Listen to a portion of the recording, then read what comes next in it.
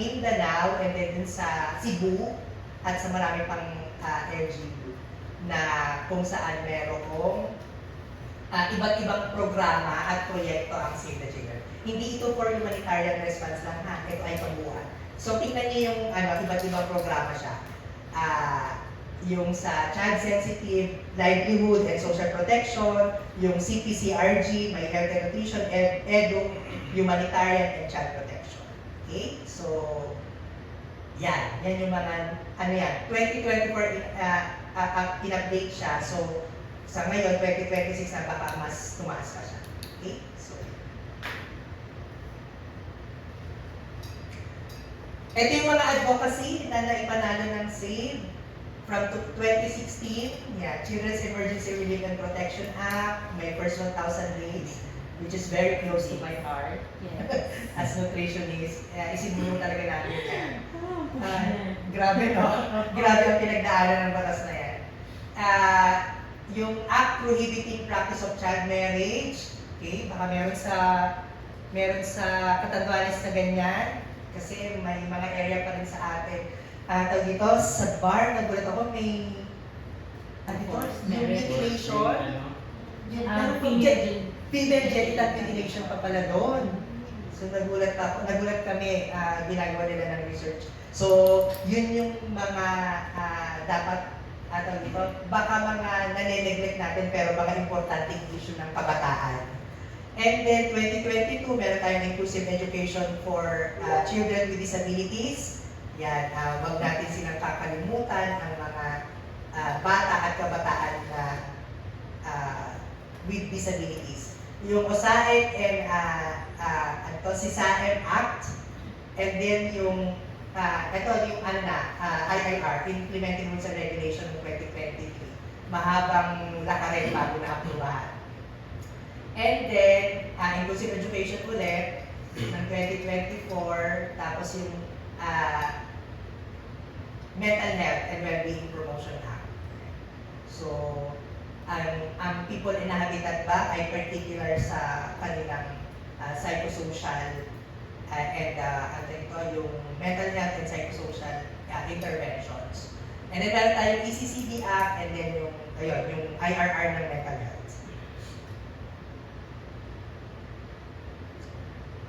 Ito yung gusto namin mangyari by 2030, and hopefully ay kasama na namin kayo. Yan. So, particular kami in activating or creating, establishing children's group. Yan, with support from civil society. So, etong mga kabataan na to ang sinasabi nila magiging susunod na pag-asa ng bayan. With the right education, right support, achieving their rights, children's rights, ay hindi imposible na ma-achieve natin itong mga to. Okay? So, madaling sabihin na magkapagbuo ng grupo, pero mahirap itong gawin. Maraming mga kailangang considerations. And then, ang government services, alam natin kung gaano ang sitwasyon ng government natin, pero still ay kailangan itong mailapit sa ating mga nasasakupan, mga kababayan, sa usapin itong mga na related sa vulnerability sa mga bata. Yeah. Ang big question ngayon, sabihin nyo, sir, dito sa Catanduanes may access. So, ang next question dyan, yung access ba nun ay quality? So, sa ibang area kasi, issue ang access. Hindi nga sila makapunta. Hindi pa sila nakakakita ng doktor. So, kung kayo kanina nung nag-usap kami sa tricycle, mukhang okay naman ang Catanduanes. Baka accessible yung mga services. Pero ang tanong, quality ba? Kalidad ba yung binibigay na mga serbisyo sa ating mga kinikater din? And lastly, all children and adolescents have access to learning, sexual and reproductive health, safety and protection services. As you heard, naglulungkot kami, naiiyak, natatakot dun sa mga balita na ang mga bata ngayon ay masyado ng yung sa mga school na nababalitaan ko. So, revisiting kung ano bang may pagkukulang, saan ba may gap, bakit sila nag-a-act ng mga ganito. Okay? So, baka mataas ang issue ng teenage pregnancy dito, child marriage, marami pang mga suicide for the mental health sa mga kabataan. Yan, sa area namin maraming nagsuicide dahil tawag dito, because of bullying, discrimination, etc. So, eto yan. Dapat ay safe and secured ang lugar na ginagawa ng mga bata at kabataan.